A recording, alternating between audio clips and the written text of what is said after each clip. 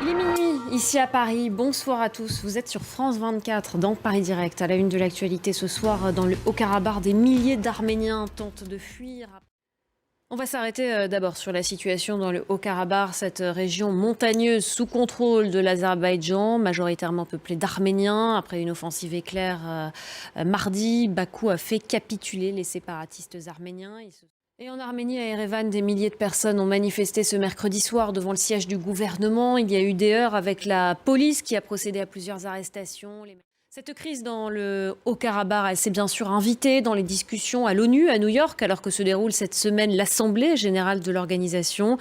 Mais il a surtout été question ce mercredi de la guerre en Ukraine. Au lendemain d'un discours à la tribune, le président ukrainien Volodymyr Zelensky a assisté à une réunion du Conseil de sécurité et il a dénoncé à cette occasion l'agression criminelle de la Russie contre son pays. On va l'écouter tout de suite. En marge de l'Assemblée générale de l'ONU, le président américain Joe Biden et le Premier ministre israélien Benjamin Netanyahou se sont entretenus. Joe Biden a notamment redit sa préoccupation sur la démocratie israélienne. En Iran, le pouvoir durcit les sanctions contre les femmes qui refusent de porter le voile et elles sont de plus en plus nombreuses à Téhéran, la capitale.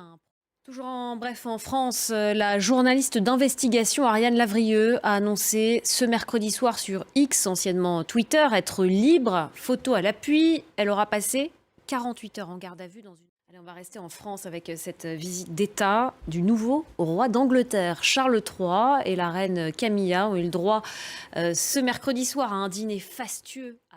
Et toujours en France, c'est devenu une adresse mythique. La maison de Serge Gainsbourg ouvre ses portes au public au 5 bis rue de Verneuil dans le 7e arrondissement de Paris. Voilà, c'est la fin de cette édition. Merci beaucoup de l'avoir suivi. Restez avec nous sur France 24. Dans quelques instants, le débat présenté par Stéphanie Antoine.